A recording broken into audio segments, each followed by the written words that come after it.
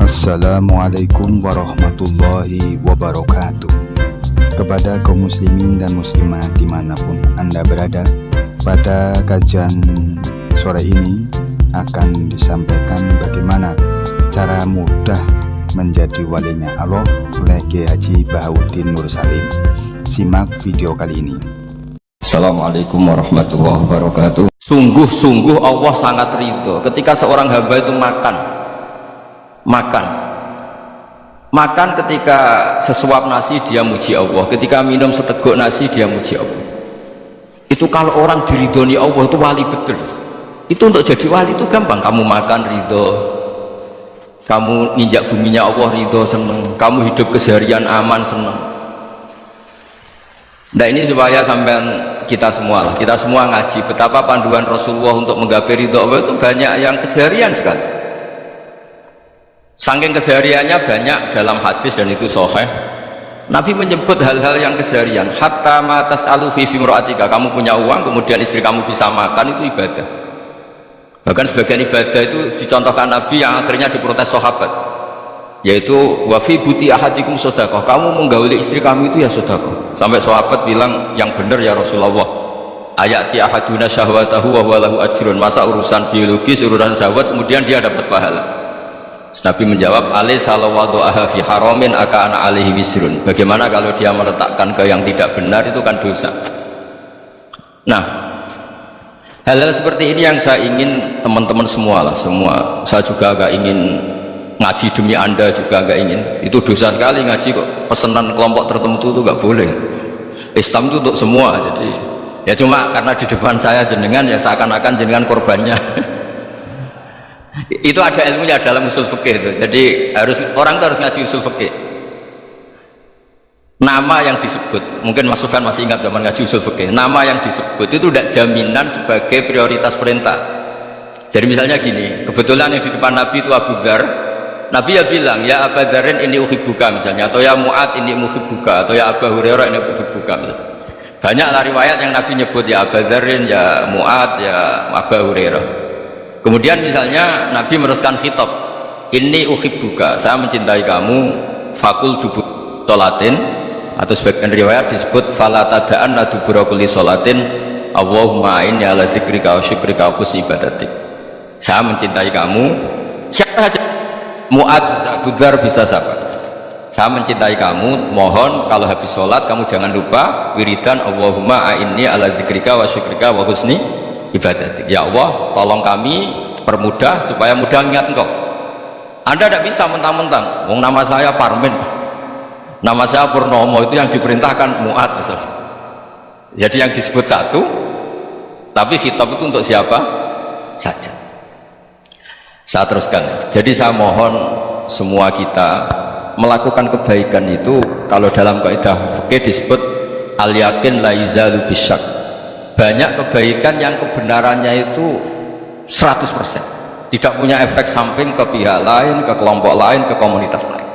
Itu tadi misalnya Anda makan dan itu murah sekali, hanya butuh satu piring, setiap punyaan kamu muji Allah, setiap minum kamu muji Allah. Itu redaksinya Rasulullah SAW disebut Allah sangat ridho ketika seorang hamba makan kemudian dia memuji Allah, atau minum kemudian dia memuji Allah.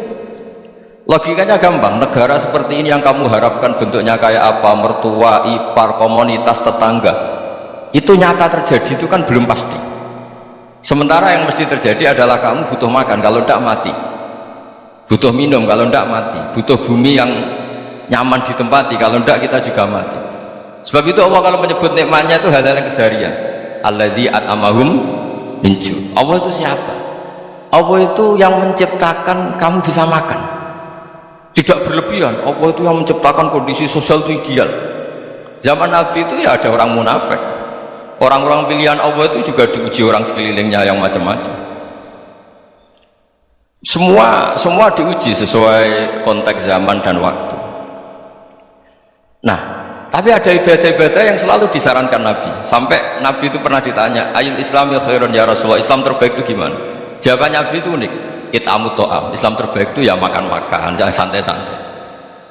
Ketika Allah menyebut beberapa kebaikan, falak tahamal aqobah wa ma adrokan Allah mal aqobah. Terusannya apa? Fakku raqabah. Terusannya apa? Au it'amun fi yaumin di masubah. Ya itu acara makan-makan itu juga Islam. Kenapa? Ya bayangkan kalau tidak ada makanan kita mati kan. Kondisi sosial tidak ideal tuh Anda masih gak apa-apa. Tapi kalau Anda tidak makan, Anda tidak minum, kamu punya istri cerewet masih bisa hidup, punya mertua cerewet masih bisa hidup. Tapi kalau tidak makan bisa mati. Berarti penting mana istri sama makan? Penting mana? Makan. Semoga istri Anda dengar. Nanti kamu disuruh makan tapi pulang deh. Itu kalau dibahasakan makan masih memahami. Penting mana nasi satu piring dengan istri? Nggak ada nasi mati, nggak ada istri belum mati. Penting mana? Gak berani jawab kan? Nah, ternyata Anda ada garang kan di depan istri. Jadi saya mohonlah, mungkin Mas Sufyan Sauri tadi yang bisa bantulah teman-teman tuh ngaji yang keseharian saja. Karena kita nyari ridha Allah itu berdasar firman Allah, dan firman Allah itu menyebut keseharian tuh riang gampang. Yaitu tadi misalnya wa min ayatihi manamukum bil laili wan nahar. Termasuk ayat-ayat Allah itu kamu tidur. Maka dulu itu ada guyonan, ada tokoh Mu'tazilah, kelompok dalam Islam yang berpikir manusia itu bisa menentukan ikhtiarnya sendiri. Karena saya bisa duduk, ingin ingin berdiri, berdiri. Karena kelompok ini nggak terima kalau semua kehendak Allah, nanti bagaimana kalau semua kehendak Allah kok ada hisab ya, ada sanksi. Lucunya itu dia akhirnya, ini cerita ya, mencintai seorang perempuan cantik sekali, dan itu dia menjadi ahli sunnah itu oleh hal-hal yang sepele. Karena istrinya cantik, ya namanya suami istri hubungan intim. Terus ditanya, Mas masih ingin lagi? Masih. Silahkan diulang lagi. Wah ya tidak bisa. Katanya manusia bisa menentukan yang diinginkan. Itu tobat itu. Itu nggak bisa ditobatkan Mas Sufyan Ats-Tsauri. Orang cantik yang mudah nobatkan orang itu orang cantik. Segampang itu. Akhirnya kita tahu, makanya kalau dalam kitab hikam itu disebut al-aqil mayakul madza yaf'alu wa hubi wal ghafil mayakul madza af'al. Orang yang punya akal karena sadar ini wilayah Allah, semua milik Tuhan, itu dia tiap hari berpikir besok Allah akan melakukan apa terhadap dunia ini. Kamu merencanakan sesuatu, mau plesir ternyata gempa, mau wisata ke Rusia ternyata perang. Kamu tidak pernah tahu apa yang akan terjadi besok. Wa ma tadri nafsum madza taksibu ghadan. Tapi anda semua kita ini sering punya jadwal permanen. Makanya saya kalau diundang siapa saja bisa takdir. Yang jelas Gus ini acara penting. Ya masih acara penting, nak pangeran nang ngersakno kowe piye? Kowe ape dadi pangeran, kamu kok mau jadi Tuhan? Itu kadang ya kiai. Penting Gus acara ini jenengan harus memastikan bisa. Loh kamu itu yang ngajarin tauhid, sesuatu itu biadillah kok bilang-bilang apa pasti. Kalau saya terus tak tobatkan kamu kata saya itu. Ya kalau gitu Gus bilang insya Allah. Wah itu hati saya, fisik saya, roh saya sudah bilang insya Allah. Tidak usah kamu latih harusnya. Nah hal-hal tauhid keseharian itu gampang sebetulnya. Wal ghafil yaqulu madza af'al. Tapi orang yang lupa Allah dia setiap hari bilang besok apa? Kita bisa melakukan apa? Seakan-akan dia itu aktor, dia penting, dia subjek permanen, dia.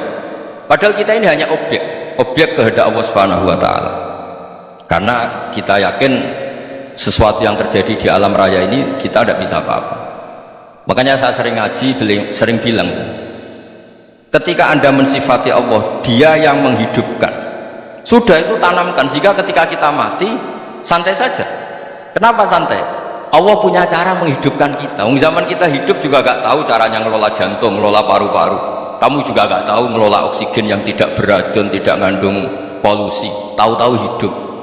Gak ingin tua ya tahu-tahu tua, gak ingin mati tahu-tahu mati. Selama ini kita hidup juga agak tahu apa sebetulnya. Hanya gaya tok, punya jadwal, punya planning. Kalau kamu bisa menentukan pilihan anda, pasti anda istrinya cantik, 4 menerima semua, kona'ah semua. Nyatanya enggak kan? Ada 1 jelek, cerewet. Oh itu kan, nyatanya enggak bisa apa-apa anda kan?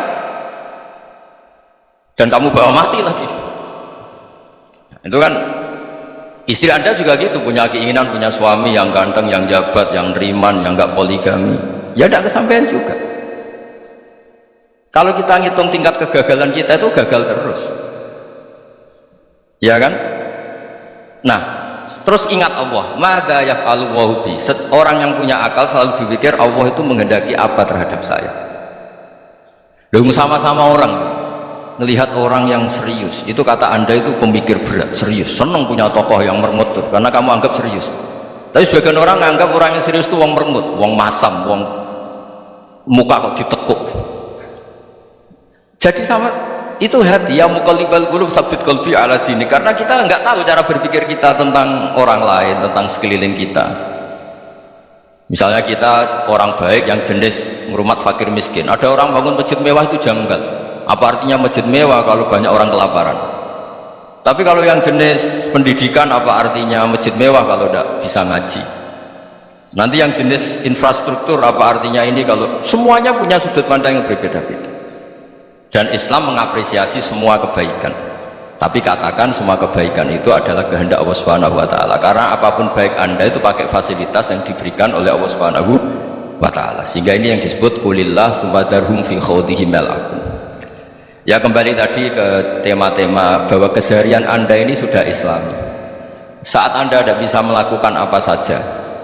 Saya sering ada jenazah, biasanya kalau tetangga meninggal saya sering disuruh ngelepas. Saya bilang orang ini baik karena sering ngelamun di rumah, sering nganggur di rumah. Ditanya sama anaknya, kenapa Gus nganggur baik? Ya kalau dia nganggur artinya juga agak berbuat sesuatu yang maksiat kan?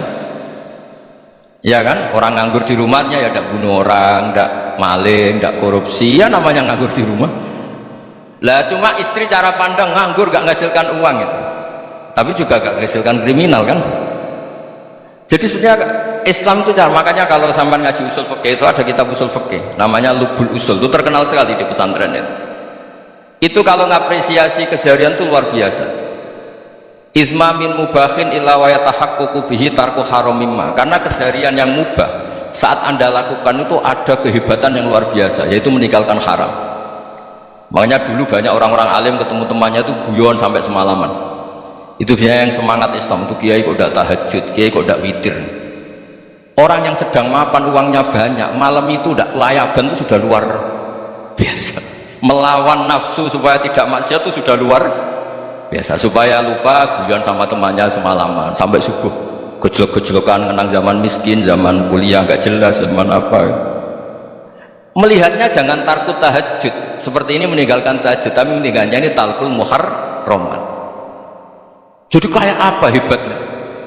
Sehingga Imam Ghazali punya riwayat yang agak unik, hatta takuna ibadatu akhiri hadil ummah iku an-naum, sehingga suatu saat ibadah terbaik umat ini itu tidur.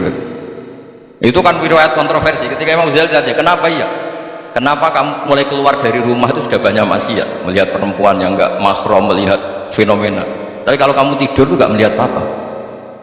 Tapi juga kamu jangan menganggap tidur itu ibadah betul. Saatnya melakukan fardu ain malah masih tidur. Tapi itu sudut pandang yang menjadikan kita Islam itu gampang. Jadi saat Anda tidak bisa aktivitas apa-apa, misalnya ada beberapa orang yang lumpuh itu memang nggak bisa Jumatan, nggak bisa ibadah, tapi dia juga nggak bisa maksiat. Tidur itu memang Anda saat itu tidak bisa tahajud, tidak bisa witir, tapi saat itu ada zina, ada maling, tidak gosipkan orang, tidak bully orang, tidak menanamkan kebencian, tidak hasud. Sehingga tidur menurut Allah Ta'ala wa min ayatihi manamukum billaili apa wan-nahar. Karena di tidur itu selain ada unsur istirahat, jaga stamina, juga ada unsur meninggalkan beberapa keburukan. Nah, saya mohon ibadah yang keseharian ini kita jaga supaya kita semua baca ayat itu fase itu tertanam di hati. Allah itu siapa? Alladzi at'amahum min ju'i wa amanahum min khauf. Dan Allah kalau cerita di Quran itu anna subabnal ma'a subba thumma syaqaqnal ardhan wa syaqqa fa'ambatna fiha habba wa inaba wa qadba wa zaituna wa nakhla wa hadaika hulba. Kamu tahu saya ini siapa? Kata Allah, saya ini adalah Tuhan yang menurunkan air, kemudian ada tanaman banyak, habba wa inaba wa qadba, ada zaitun, ada tin, kalau orang Jawa mungkin ada tela, ada padi, ada mangga, ada pisang. Sudah, wa inaba wa zaituna wa nakhla wa hadaika hulba, ada perkebunan yang lebat. Tujuannya apa? Mata Allahum, silahkan kamu pakai, kamu nikmati. Tapi karena kadang kita ini punya ide-ide besar, tadi untuk syukur saja nunggu punya istri riman, rumah baik, tetangga baik, komunitas baik, semuanya baik baru syukur. Lama-lama nanti ada di surga, syukurnya nunggu surga paling kelas A. Itu sudah ada yang menghuni Rasulullah, kamu nggak boleh di situ. Masa untuk syukur saja repotnya, masya Allah. Jadi mohonlah Quran yang kalau anda hafalkan juz amma itu kan ada ayat-ayat yang kayak tadi. Ya, fal yang dzuril insanu ila ta'ami. Coba lihat apa yang kamu makan ya, dari mana, dan untuk mempertahankan hidup kamu keseharian. Jadi jangan kira ibadah itu harus membentuk komunitas yang versi anda, ibadah itu harus yang hal yang mulu-mulu. Kesehariannya anda alami. Loh, ini saya tidak bikin-bikin, saya ngaji bukan karena berdasar pesanan. Itu ayat yang saya baca kan betul ada ayatnya kan, fal yang dzuril insanu ila ta'ami anna sababnal ma'a sabba thumma syaqaqnal arda syaqqa fa ambasna fiha habba wa inaba wa qadba wa zaituna wa nakhla wa hadaiqa ghulba. Terusannya apa? Mata'al lakum, silakan kamu nikmati. Mata itu silakan kamu nikmati. Ya kayak sampean dikasih hidangan ya makan. Ya sudah makan, habis makan ya minum, habis itu ngantuk ya tidur. Ya sudah normal-normal saja. Kayak apa indahnya Islam. Tapi anda mencari Islam yang gimana lagi? Nah itu yang diajarkan guru-guru kita, diajarkan sanad kita sampai Wali Songo, sampai Rasulullah SAW. Bahwa pada akhirnya ada jihad, ada perang. Itu dulu memang perang, bukan membunuh, beda. Dulu kita dijajah Belanda ya perang, dan itu normal karena kita dijajah. Jadi ketika orang lain ingin baik sama kita, wa in ahadum minal musyrikin astajaroka ya fajirhu hatta yasma'a kalam Allah. Kalau mereka ingin baik ya kita baik. Makanya ada istilah musta'man, mu'ahad. Kalau mereka ingin damai berdampingan dengan kemajmukan ya itu yang lebih baik. Karena memang Islam menghormati proses perdamaian. Wa in janahu lis-salmi ya fajnah lah. Kalau ingin damai ya kita harus